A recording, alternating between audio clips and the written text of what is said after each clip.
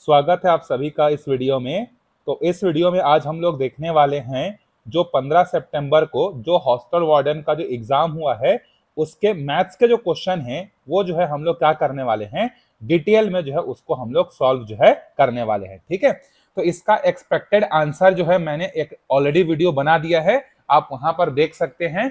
वहां पर 90% accuracy 95% accuracy के साथ आपको सही आंसर जो है बताए गए हैं। ठीक है, इसमें जो है हम लोग पर्टिकुलरली सिर्फ और सिर्फ किस पर फोकस करेंगे, मैथ्स के क्वेश्चन को जो है डिटेल में जो है हम लोग क्या करेंगे, सॉल्व करेंगे। ठीक है, इसके बाद एक पोल बनाएंगे, उसमें कितना कट ऑफ जा सकता है वो बाद में हम लोग देखेंगे। चलिए पहला क्वेश्चन देखते हैं।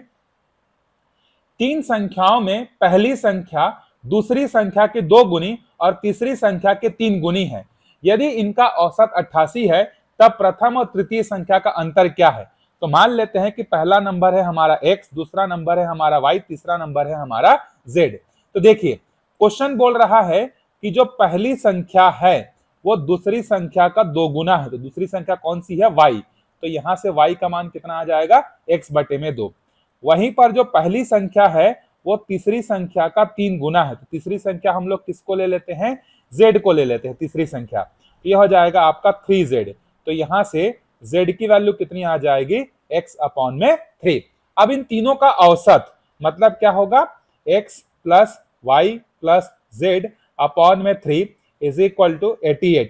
अब देखो x के जगह तो x आएगा, y के जगह क्या आ जाएगा, देखो y के जगह आ जाएगा x/2 और z के जगह कितना आ जाएगा, x/3। और ये जो डिवाइड कर रहा है 3 वो इधर जाके 88 को क्या करेगा, इनटू करेगा, डिवाइड कर रहे थे तो। ठीक है, तो अब इसका गुणा करते हैं। चलिए ये हो जाएगा 88 × 3 264।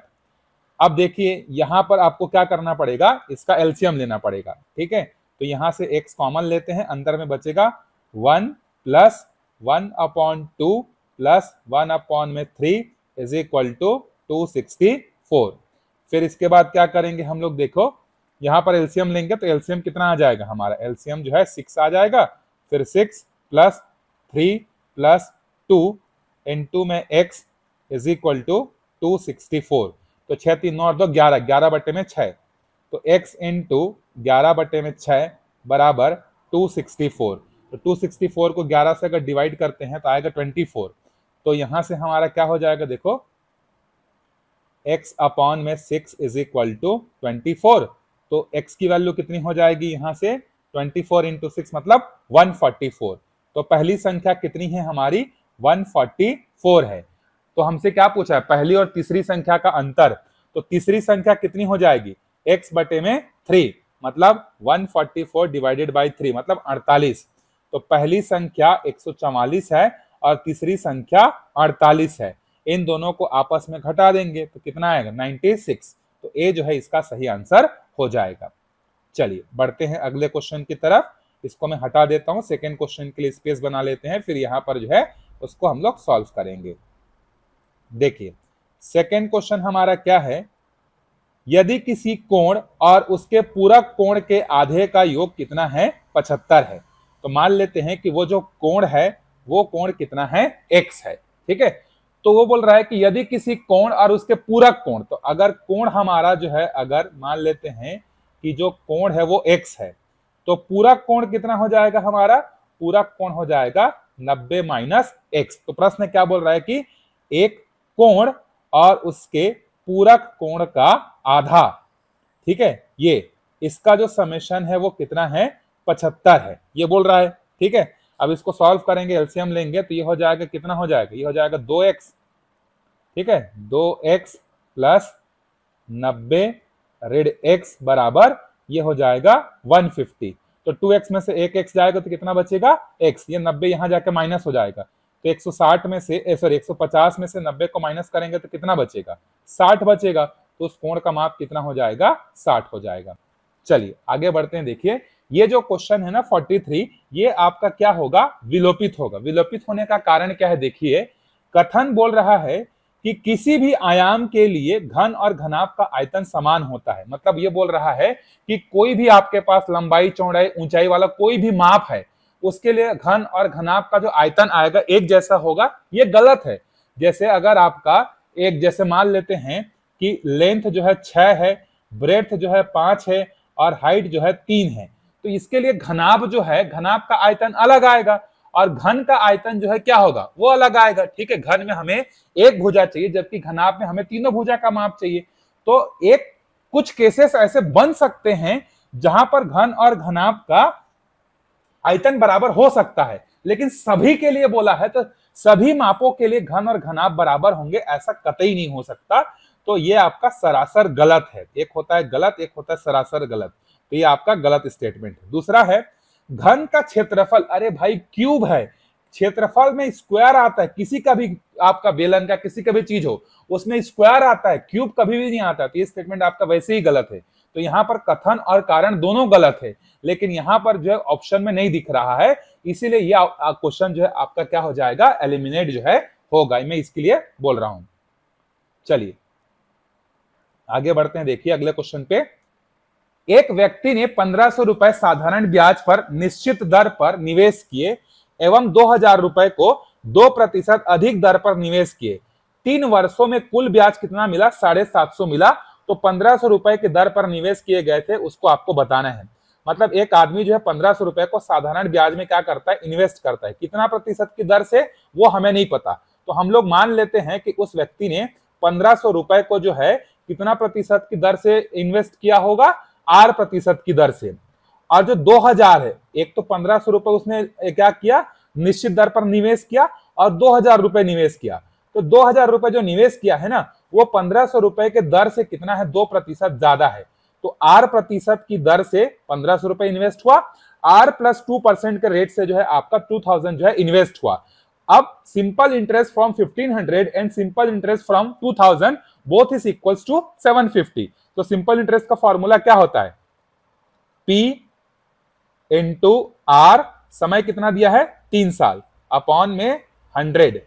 ठीक है, ये 100 प्लस दूसरे में देखो P कितना हो जाएगा, दूसरे में हो जाएगा, ये हो जाएगा हमारा 2000 और रेट ऑफ इंटरेस्ट कितना हो जाएगा R + 2 और समय कितना होगा 3 ही होगा, अपॉन में 100 और कितना है, दोनों को मिलाकर जो इंटरेस्ट हो कितना है 750। यहां से 2 जीरो, यहां से 2 जीरो काट दो, यहां से 2 जीरो, यहां से 2 जीरो काट दो, तो कितना बचा 15 या 45। तो ये हो जाएगा 45 R धन ये हो जाएगा 30 दूने 60। तो 60 इंटू R + 2 बराबर 750। अब यहां पर देखिए इसको जब आप हल करेंगे तो 60 प्लस ये कितना हो जाएगा हमारा 105 R हो जाएगा और 60 दूने कितना हो जाएगा 120 इज इक्वल टू 750। अब 120 यहां जाके क्या हो जाएगा, माइनस हो जाएगा, तो हमें क्या मिलेगा 105 R बराबर 600 कितना मिल जाएगा 30 मिलेगा। तो ये 1 जा और ये 6 जा, तो R बराबर कितना आएगा 6%। तो R ही पूछा था हमें कि 1500 रुपए को किस दर पर निवेश किया गया था, तो R%, तो R की वैल्यू कितनी है 6। लेकिन मान लो अगर बोलता कि 2000 रुपए को कितना प्रतिशत की दर से निवेश किया गया था, तो 6 + 2 कितना हो जाता, उस केस में 8% हो जाता। इसका सही आंसर C हो जाएगा। चलिए यहां पर देखिए, यह क्वेश्चन बोल रहा है वह सबसे बड़ी संख्या जिससे 37, 56 और 93 को विभाजित करने पर क्रमशः आपका शेषफल 1, 2 और 3 आएगा। तो देखिए अगर आप 37 को 6 से भाग देंगे तो 6 छक्के 36 और शेषफल कितना आएगा 1। फिर 56 को भाग देंगे तो 9 छक्के 54, शेषफल कितना आएगा 2। फिर 6 से इसको भाग देंगे तो कितना हो जाएगा 6 कम 6 और 6 15 छक्के 90, तो कितना आएगा ये 3। तो 6 से भी भाग देंगे तो भी आपको 1, 2, 3 मिलेगा, लेकिन यहाँ पर बड़ी संख्या बोला है तो 6 हमारा आंसर नहीं होगा। हमारा आंसर कौन सा होगा, 18 होगा। ठीक है, कैसे 18 होगा, देखिए 18 अगर हम लोग 37 को 18 से भाग देंगे तो 18 दूने 36, एक बचेगा शेषफल, 18 दूने 36, 18 तो 54, 54 और 2 56, फिर उसके बाद 18 × 5 = 90, तो इसमें भी आ रहा है, तो 6 में भी आएगा 18 में भी आएगा, लेकिन हमको लेना किसको है, बड़ी संख्या लेनी है। तो बड़ी संख्या हमारा कौन सा हो जाएगा 18 हो जाएगा। बाकी 12 से जो है भाग नहीं जाएगा आपका, 24 से भी जो है आपका शेषफल 1, 2, 3 जो है नहीं बचेगा। तो 6 को बहुत लोग ले लिए होंगे, पहला ही ऑप्शन दिख रहा है करके, लेकिन क्वेश्चन पूरा पढ़िए, बड़ी संख्या बोला है तो इसीलिए सी जो है इसका सही उत्तर जो है हो जाएगा।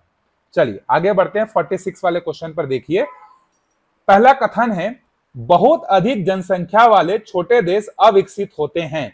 तो अगर सामान्यतः बात किया जाए जनरली, तो अगर जहां पर जनसंख्या ज्यादा है वहां पर क्या होते हैं, जो देश होते हैं वो ज्यादातर जो है अविकसित होते हैं। जैसे हमारा भारत देश, जनसंख्या बहुत ज्यादा है, इसीलिए हम लोग डेवलपिंग कंट्रीज के अंतर्गत आते हैं। अभी अभी नहीं तो हम लोग बहुत पहले पिछड़े थे। लेकिन चाइना की बात करें तो चाइना में तो जनसंख्या बहुत ज्यादा है, लेकिन फिर भी वो मतलब हमसे तो बेटर कंडीशन पर है। तो सामान्यतः अगर बात किया जाता है, जनरली बात किया जाए तो ये स्टेटमेंट सही है। लेकिन अगर आप डीप में जाकर पढ़ोगे तो ये स्टेटमेंट आपका गलत भी हो सकता है। लेकिन अब व्यापम किसको आंसर लेता है देखिए, तो मैं अभी इसको एक सिंपल स्टेटमेंट मानकर पहले को सही मान के चल रहा हूं कि अधिक जनसंख्या होने पर क्या होता है, छोटे देश जो होते हैं वो क्या होते हैं, अविकसित होते हैं। छोटा देश होने के कारण वहां पर क्या होता है, संसाधनों की कमी रहती है। तो संसाधनों की कमी है और जनसंख्या बहुत ज्यादा हो जाएगा तो संसाधन पे लूटमार मचेगा कि नहीं मचेगा, बिल्कुल मचेगा जाए। ठीक है, इसलिए पहला स्टेटमेंट हमारा सही है, मैं ये मान के चल रहा हूं। दूसरा है जनसंख्या विस्फोट संसाधनों की कमी की ओर ले जाता है, बिल्कुल सही है। अगर आपके घर में पहले 2 लोग थे और एक दिन में आपको 100 रुपए मिलता था, तो 2 लोग क्या करते थे, 50-50 रुपए जो है क्या करते थे, खर्च करते थे। अब 2 के जगह 20 लोग हो गए, तो 20 लोग हो गए तो जो पहले संसाधन जो 50-50 मिल रहा था, अब वो कितना मिलेगा, 5-5 मिलेगा। तो जनसंख्या ज्यादा होने से क्या होता है, संसाधनों की कमी जो है हो जाती है। ठीक है, तो यहाँ पर ए और आर दोनों सही है, और जो कथन है आपका वो क्या, सॉरी कारण है आपका, वो कथन का क्या कर रहा है, सही व्याख्या जो है कर रहा है। चलिए आगे बढ़ते हैं, देखिए अगले प्रश्न पे। एक समांतर चतुर्भुज की 2 आसन्न भुजाओं की लंबाई 8 सेंटीमीटर और क्या है, 9 सेंटीमीटर है। अब आपसे क्या बोला जा रहा है देखिए, 8 सेंटीमीटर और 8 सेंटीमीटर और 9 सेंटीमीटर है। इन भुजाओं के सिरों को जोड़ने वाला विकर्ण की लंबाई जो है 13 है। मतलब अगर मैं एक पैरेललोग्राम बनाता हूं तो मान लेते हैं कि इसको थोड़ा सा,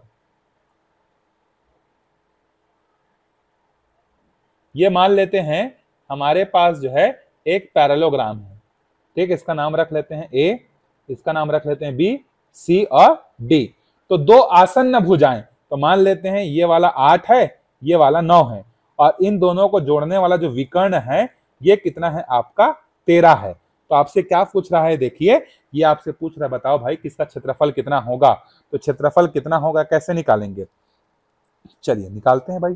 पहले तो हम लोग इसको बी सी डी, त्रिभुज बी सी डी में, अब देखिए कोई स्टैंडर्ड फॉर्मूला तो नहीं है, ये राइट एंगल भी नहीं बन रहा है, तो यहाँ पर हम लोग जो क्या बोलते हैं, सेमी पेरीमीटर मतलब हीरोन्स फॉर्मूला। ठीक है, हीरोन्स फॉर्मूला जो होता है ना उसको लगाएंगे, तो उसमें हमें एस निकालना पड़ेगा। सेमी पेरीमीटर मतलब ए प्लस बी प्लस सी बटे में 2, तो यहाँ पर ए के जगह किसी को भी रख लो, बी के जगह किसी को रख लो, सी के जगह किसी को रख लो। तो 8 और 9 कितना हो जाएगा, सबको जोड़ेंगे तो 30 हो जाएगा ना, 30 होगा कि नहीं, 8 दूनी 16, 17, 17 और 13 30, 30 बटे 2 मतलब यहाँ पर एस का वैल्यू कितना हो जाएगा, 15 हो जाएगा सेमी पेरीमीटर। फिर एरिया निकालने का जो हीरोन्स फॉर्मूला होता है वो होता है root S, S minus A, S minus B, S minus C. तो यहां पर रखिए, तो एस का मान कितना है 15 गुणित ए मान लेते हैं ये है, बी मान लेते हैं ये है, और सी मान लेते हैं ये है। तो 15 में से 8 घटेगा तो कितना बचेगा, 7 बचेगा। ठीक है, फिर 15 में से 9 घटेगा तो कितना बचेगा, 6 बचेगा। फिर 15 में से 13 घटेगा तो कितना बचेगा, 2 बचेगा। तो 15 छक्के 90 और 90 दूने कितना हो जाएगा 180, और 180 सत्ते करेंगे तो ये हो जाएगा हमारा 1260।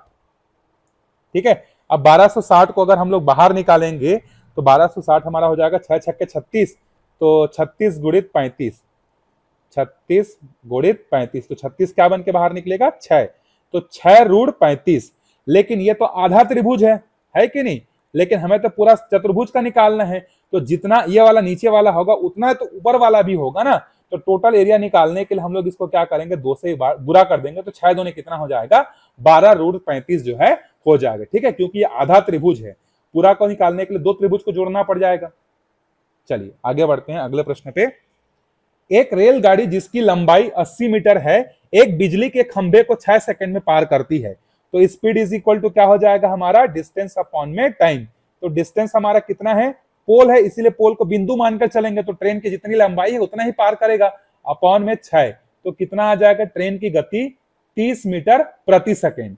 अब उसको क्या करना है, 240 मीटर पुल को जो है पार करना है। तो अब देखो फिर से स्पीड इज इक्वल टू कितना है हमारे पास 30, अभी डिस्टेंस कितना हो जाएगा, पुल की लंबाई धन ट्रेन की लंबाई, दोनों को जोड़ेंगे। पहले बिजली के खंभे को पार कर रहा था, इसीलिए जो है हम लोगों को वहां पर 180 को ही हमने डिस्टेंस लिया, पोल को हमने क्या मान लिया, 0 मान लिया। तो अब यहां से कितना हो जाएगा, देखिए t इज इक्वल टू, ये हो जाएगा, जोड़ेंगे दोनों को तो ये हो जाएगा 0, 8 4 12 और 2 2 4, 420, 420 बटे में 30, 0 से 0 कैंसिल होगा, 14 या 42, कितना आएगा, 14 सेकेंड जो है आएगा। ठीक है, चलिए आगे बढ़ते हैं। देखिए 5 अंकों की सबसे छोटी संख्या जिसे 3 4 5 और 6 से विभाजित करने से प्रत्येक स्थिति में शेषफल 2 आता है। तो देखिए 5 अंकों की सबसे छोटी संख्या कौन सी होगी, 10,000 होगा। तो मान लेते हैं कि सबसे छोटी संख्या यही है आपका, कौन सा, 10,000। इस टाइप का जब भी प्रश्न आएगा, जैसे 4 अंकों का बोलेगा, 3 अंकों का बोलेगा, 2 अंकों का बोलेगा, तो आप इसी तरीके से बनाएंगे। 5 अंकों का बोला है इसीलिए हम लोग यहाँ पर 10,000 लिए, 4 अंकों का बोलता तो 1,000 लेते, 3 अंकों का बोलता तो 100 लेते। पहला स्टेप ये हो गया। फिर आपको जिससे भाग दे रहे हैं उसका आपको निकालना है एलसीएम। तो एलसीएम किसका किसका निकालेंगे, 3 का, 4 का, 5 का और 6 का। तो एलसीएम कितना आ जाएगा हमारा, 60 आएगा। ठीक है, ये पहला स्टेप था हमारा, ये दूसरा स्टेप था हमारा। अब तीसरा स्टेप में क्या करेंगे, ये जो हमारा जो 10,000 आया है ना, इसको 60 से भाग देंगे तो हमारा शेषफल जो है कितना बचेगा, हमारा शेषफल बचेगा 40। तो यहां से हम लोग निकालेंगे शेषफल, शेषफल कितना आएगा, 40। तीसरा स्टेप। चौथा स्टेप में आपको क्या करना है, इन दोनों का अंतर लेना है। तो इन दोनों का जो अंतर है वो कितना है आपका, 60 में से जाएगा तो 20। तो सबसे छोटी संख्या ये हो गया, फिर दोनों का अंतर, और हर बार शेषफल कितना बच रहा है, 2 बच रहा है। तो सबको जोड़ेंगे तो ये हो जाएगा हमारा 10,022 जो है हो जाएगा। ठीक है, चाहे तो आप डायरेक्टली भाग करके भी निकाल सकते थे, वो करते थे। चलिए 50वां प्रश्न है, देखिए निम्न में से कौन सा ठोस है। तो आपका क्यूब और सिलेंडर ये दोनों ठोस हैं, और ये गोलीय छल्ला, गोलीय छल्ला भी आपका जो है ठोस हो सकता है। तो आपका ए बी और डी जो है क्या होगा, इसका सही आंसर। अच्छा, ए बी डी तो दिया ही नहीं है, तो इसीलिए यहां पर ए और बी ही सही आंसर इसको लेना पड़ेगा। ठीक है, तो ए और बी मतलब सी इसका सही आंसर हो जाएगा। चलिए आगे बढ़ते हैं। देखिए एक समद्विबाहु त्रिभुज का आधार 24 सेंटीमीटर है और उसका क्षेत्रफल जो है कितना है, 192 है। तो समद्विबाहु त्रिभुज जो है उसका अगर हम लोग एरिया का बात करें तो एरिया का फॉर्मूला क्या होता है, एक बेसिक फॉर्मूला होता है half into base into height.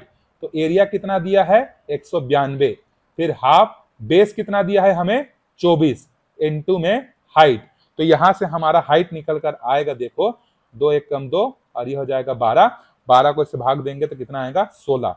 तो हमारा हाइट कितना आ गया, 16 आ गया। ठीक है, अब हमें इसका परिमाप निकालना है।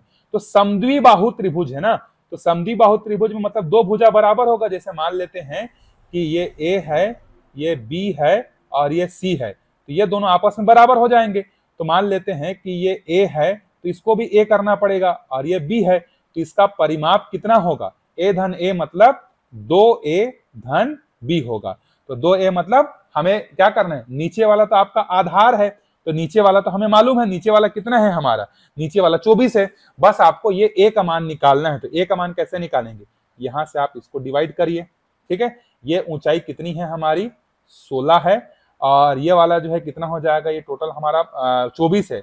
तो 24 का आधा क्या होगा, 2 भागों में बांटेगा तो 12 आ जाएगा। और यहाँ पर राइट एंगल ट्रायंगल बन रहा है, तो ए ओ सी में पाइथागोरस थ्योरम लगाएंगे तो यहाँ पर आएगा हमारा ए का, थोड़ा बड़ा चित्र बना देता हूं, ये तो समझ में नहीं आएगा।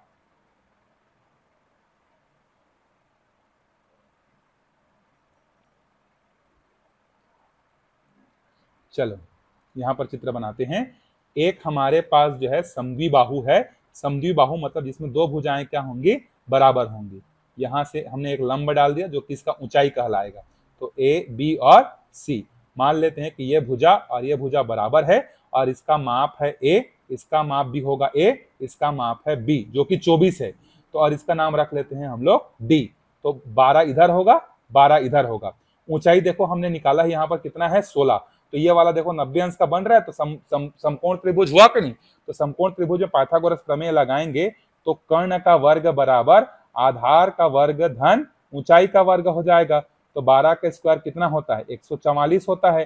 16 का कितना होता है, 256 होता है। अब दोनों को जोड़ेंगे तो दोनों को जोड़ने के बाद उसका वर्ग अगर निकालेंगे तो ये आएगा हमारा 400 हो जाएगा। जोड़ेंगे तो 400 का, तो यहाँ से a का मान कितना आ जाएगा, √400। √400 मतलब कितना हो जाएगा, 20। तो हमारा परिमाप कितना हुआ, परिमाप हो जाएगा a धन b हो जाएगा, a धन b हो जाएगा। तो ये हो जाएगा हमारा 20 धन 20 धन 24, ये हो जाएगा हमारा कितना, 64। ये जो है इसका सही आंसर हो जाएगा। चलिए आगे बढ़ते हैं अगले प्रश्न पे। देखिए अगला प्रश्न बोल रहा है यदि एक आयत के प्रत्येक आयाम को 100% बढ़ा दिया जाए तो इसके क्षेत्रफल में कितनी वृद्धि होगी। तो देखिए मान लेते हैं कि पहला क्षेत्रफल है हमारा a, ठीक है, मतलब भुजा है a, मान लेते हैं कि हमारी क्या है, पहली भुजा है, a1 को मान लेते हैं। तो क्षेत्रफल कितना होगा हमारा, हमारा आयत का क्षेत्रफल कितना होता है, लंबाई, अच्छा आयत बोला है ना, तो आयत का क्षेत्रफल जो है लंबाई गुणित चौड़ाई होगा। मैं इसको वो समझ लिया था, वर्ग समझ लिया था, ठीक है।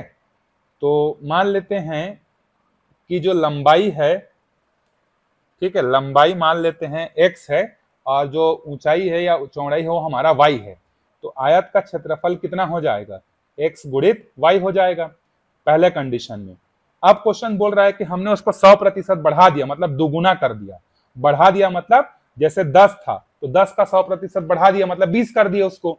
तो अब नया जो क्षेत्र, नया लंबाई होगा वो हो जाएगा 2x, नया चौड़ाई कितना हो जाएगा 2y। तो नया एरिया भी कितना होगा आपका L dash into b dash होगा। तो L डैश का वैल्यू कितना है 2x और इसका कितना है 2y। तो दो दोने कितना हो जाएगा 4 और ये हो जाएगा xy। तो xy आपका क्या है, पुराना वाला है, तो पुराने वाले का 4 गुना हो जाएगा, मतलब 400% जो है क्या होगा, बढ़ जाएगा। चलिए आगे बढ़ते हैं अगले प्रश्न पे। देखिए ये क्वेश्चन है हमारे पास, एक व्यापारी ने 540 रुपए में जो है क्या किया, एक घड़ी खरीदा। तो देखिए यहां पर हमारा जो कॉस्ट प्राइस है वो कॉस्ट प्राइस हमारा कितना हो गया, 540 हो गया, ठीक है। उसके बाद है उस पर एक ऐसा मूल्य अंकित किया कि 15% पर छूट दिया। तो यहां पर हमने छूट कितने का दिया, डिस्काउंट जो है हमने दिया कितने प्रतिशत का, 15% का हमने डिस्काउंट दिया। और हमें प्रॉफिट जो है कितने का हुआ, 19% का हुआ। तो हमें अंकित मूल्य निकालना है, मार्क्ड प्राइस। तो मान लेते हैं कि जो हमारा अंकित मूल्य है, माना कि अंकित मूल्य हमारा x है। अगर जिसने भी 2016 का जो अभी जो मॉडल पेपर में मैथ्स का सॉल्यूशन का अपलोड किया था उसको देखा होगा, वो इसको बड़े आराम से बना सकता है, क्योंकि वहां पर भी ऐसा ही क्वेश्चन था। 2016 मैथ्स का पेपर करके अपलोड है, देखिएगा। वहां पर हमने एक रूल पढ़ा हुआ था, मतलब एक शॉर्टकट हमने पढ़ा हुआ था कि अंकित मूल्य मतलब मार्क्ड प्राइस अपॉन क्रय मूल्य का सूत्र होता है, ठीक है। और ये सूत्र क्या होता है, देखिए 100 plus profit upon 100 minus discount, ये हमने पढ़ा था। तो हमें मार्क्ड प्राइस तो चाहिए, तो इसको हम लोग मार्क्ड प्राइस को या अंकित मूल्य को रख लेते हैं कितना, मान लेते हैं कि हमारा अंकित मूल्य जो है x है। तो कॉस्ट प्राइस कितना है हमारा 540 है। प्रॉफिट कितने का हो रहा है 19% का, ये हो जाएगा 119। डिस्काउंट कितने का दिया हमने 15% का, मतलब ये हो जाएगा 85। अब इसको आपस में गुणा कर लो, मतलब सॉल्व कर लो। तो 540 को हम लोग 85 से डिवाइड करेंगे तो ये हमारा आएगा 85 से डिवाइड कर देंगे तो 540 ये आएगा 6 मतलब x का मान आएगा 6.35 गुणित 119, तो आएगा 556, ठीक है। इसको मतलब चलो यार बता ही देता हूं मैं।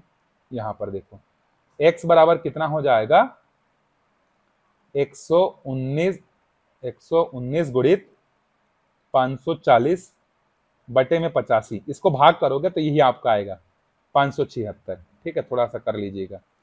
हाँ, इस क्वेश्चन की बात कर रहा था मैं। देखो ये वाला क्वेश्चन जो है ना घुमा घुमा के दिया है, ठीक है, मतलब सिंपल करके नहीं दिया है। देखिए आपको रेशो निकालना है, अनुपात निकालना है किसका, 250 मिलीलीटर का किसके साथ, 2 लीटर के साथ।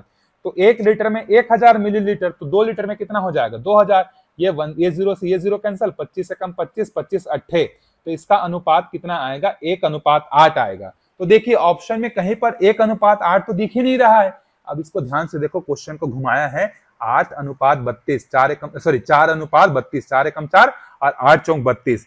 तो इसको 1:8 ना देकर ये घुमाकर आपको कितना दिया, 4:32 दे दिया है। ठीक है, तो यहां पर देखिए इसकी चालाकी व्यापम की। चलिए आगे बढ़ते हैं। दूसरा है, यहां पर हमें दिया है 4x प्लस 3y अपॉन में 6x प्लस 5y बराबर 11/17। आप क्रॉस मल्टीप्लाई कर लो यहां से, 17 दूनी 34, 17 3 51, 17 चौक 68x, 17 दूनी 34, 17 तिया 51, y 11 से गुणा करेंगे तो 11 से 66 प्लस 11 6 55y।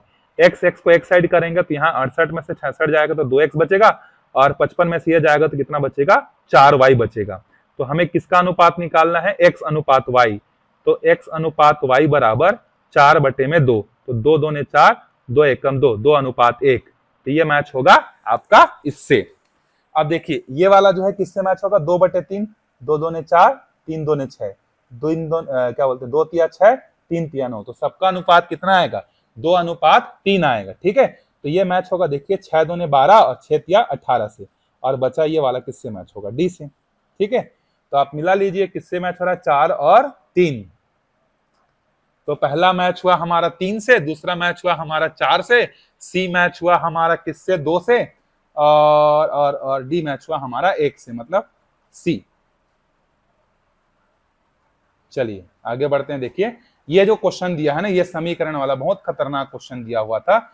इसको आप चाहो तो स्किप ही कर दो, क्योंकि मैं बना सकता हूं, ऐसा नहीं कि नहीं बनेगा, लेकिन जो है आप इसको छोड़ दे वो ज्यादा बेटर है, क्योंकि इसको समझाने के लिए आपको क्लास 11th के कंसेप्ट को जो है आपको क्या करना पड़ेगा, समझना पड़ेगा। स्ट्रेट लाइन का, वो भी सीबीएसई वाला जो है, उसको सॉल्व करेंगे तो ये आपका बनेगा। ठीक है, अगर आप बोलेंगे तो मैं इसके लिए एक छोटा सा अलग से वीडियो भी बना दूंगा इसी पर्टिकुलर क्वेश्चन को सॉल्व करने के लिए। ठीक है, तो फिलहाल इस क्वेश्चन को आप आउट ऑफ द बॉक्स करके छोड़ सकते हैं, मैं इसको सॉल्व कर दूंगा, लेकिन आप ध्यान दीजिए इस एक क्वेश्चन के लिए आपको बहुत सारा नया नया कंसेप्ट सीखना पड़ेगा, तो उससे अच्छा छोड़ देते हैं इस क्वेश्चन को।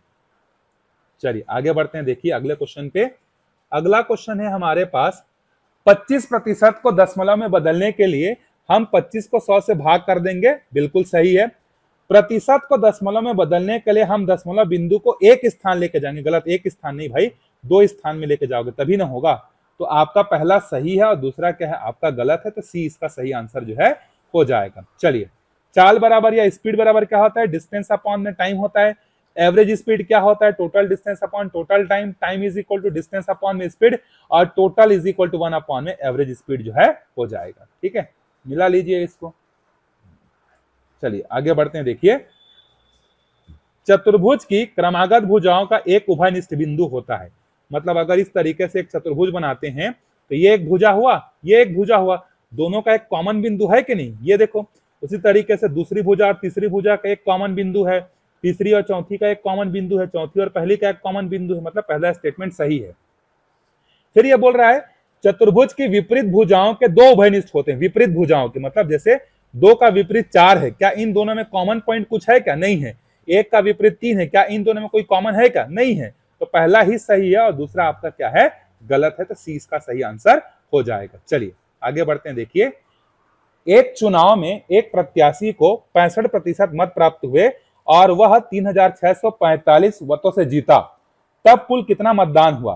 तो देखते हैं, मान लेते हैं कि कुल मतदान जो हुआ वो x है, तो जीतने वाले को 65% मिला, किसका, x का, और बाकी वोट किसको मिलेगा, हारने वाले को, मतलब 35% किसको मिला, दूसरे कैंडिडेट को। और दोनों का अंतर, जीत का अंतर कितना है, 3645 है। तो अब यहां पर 65 में से 35 को हम लोग हटा देंगे तो कितना बचेगा, हमारे पास 30x बचेगा। 30x बटे में 100 बराबर 3 6 4 5। अब 1 0 से 1 0 हमारा क्या हो जाएगा, यहां से कट जाएगा। अब ये जो हमारा 3 6 4 5 है, इसको हम लोग 3 से भाग कर देते हैं, 3 1 कम 3, और ये कटेगा हमारा 1215। ठीक है, तो नीचे वाला 10 इसको जाके गुणा करेगा, तो ये हो जाएगा 1215 गुणित 10, मतलब 12150। डी इसका सही उत्तर हो जाएगा। चलिए आगे बढ़ते हैं अगले क्वेश्चन पे। अगला क्वेश्चन है हमारे पास, देखिए, नेक्स्ट क्वेश्चन है, एक व्यक्ति ने क्या किया, एक वस्तु उसके मूल्य के 3/4 में जो है क्या क्या उसको खरीदा। ठीक है, तो मान लेते हैं कि जो उसका जो ओरिजिनल प्राइस था, ठीक है, मान लेते हैं कि उसकी वास्तविक कीमत कितनी है, x है, लेकिन उसको खरीदा कितना उसने, कॉस्ट प्राइस उसका 3/4, तो 3/4 बटे में x, ये हमारा कॉस्ट प्राइस हो गया। ठीक है, अब उसको बेचा कितने में, 20% अधिक पर बेचा, मतलब जितना में खरीदा था, जितना ओरिजिनल प्राइस था ना, उसके मूल्य से 20% अधिक खरीदा, मतलब ये हो जाएगा 120% ऑफ क्या, x, ये हो जाएगा सेलिंग प्राइस हमारा। ठीक है, फिर उसके बाद अब है क्या निकालना है, लाभ का प्रतिशत निकालना है। ठीक है, निकाल लेते हैं लाभ का प्रतिशत क्या है, तो यहां पर हो जाएगा profit percentage is equal to selling price minus cost price upon cost price into में 100 करेंगे। तो हमारा देखिए सेलिंग प्राइस कितने का है, ये सेलिंग प्राइस है हमारा 120, मतलब ये हो जाएगा 1 दशमलव में बदलेंगे तो 1.2x, और ये हो जाएगा 3/4 को करेंगे तो 0.75 आएगा ना, x बटे में 0.75x, तो ऊपर और नीचे से x निकल कर क्या हो जाएंगे हमारे, कैंसल हो जाएंगे। तो ऊपर में कितना बचेगा, 1.2 माइनस 0.75, तो ऊपर में बचेगा हमारे पास 0.45 और नीचे में बचेगा 0.75, इससे डिवाइड कर देंगे तो कितना आ जाएगा, 0.6 आ जाएगा, इंटू में परसेंट के लिए 100 कर देंगे तो कितना आ जाएगा, 60%। तो बी जो है इसका सही आंसर हो जाएगा। चलिए आगे बढ़ते हैं, ये भी क्वेश्चन जो है ये भी आपका बहुत खतरनाक है, तो इसको भी अगर मैं बताऊंगा तो फिर से मुझे लाइन का स्लोप क्या होता है, टेंजेंट क्या होता है, दो लाइंस के बीच का एंगल क्या होता है, फिर टेन थीटा क्या होती है, ये दुनिया भर का बताना पड़ेगा, तो इसलिए मैं इसको नहीं बता रहा हूं। ठीक है, इसको छोड़ देते हैं। ठीक है, मैं इसका आंसर जो है आपको बता दिया हूं, मैं सॉल्व किया हुआ था, इसका आंसर जो है मैं आपको ऑलरेडी बता चुका हूं। चलिए अब यहां पर देखिए, यहां पर सक्सेसिव डिस्काउंट है, किसी कमोडिटी पर जो है 3 बार डिस्काउंट दिया गया है, तो पहले हम लोग 25 और 10% का जो है क्या करते हैं, इक्विवेलेंस डिस्काउंट निकाल लेते हैं। तो सिंगल डिस्काउंट निकालने का फॉर्मूला क्या होता है, पहला डिस्काउंट प्लस दूसरा डिस्काउंट माइनस दोनों डिस्काउंट का प्रोडक्ट अपॉन में 100। नाच क्यों रहा इतना,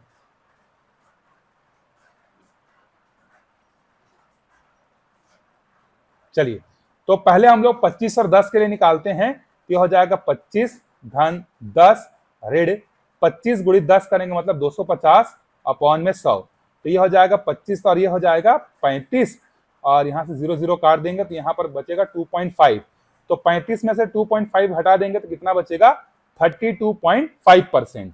अब 32.5 का 8 के साथ डिस्काउंट निकालते हैं, तो फिर से यही फॉर्मूला हो जाएगा 32.5 धन 8 ऋण 32.5 गुणित 8 बटे में 100, तो यह हो जाएगा 32 और 8 को जोड़ेंगे तो 40.5 ऋण 32.5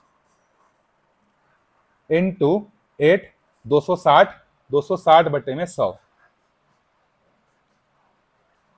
10 कैंसल, तो यहां बचेगा 40.5 ऋण 2.6, तो 40.5 है उसमें 2.6 को घटा देंगे तो 37.9% आ जाएगा।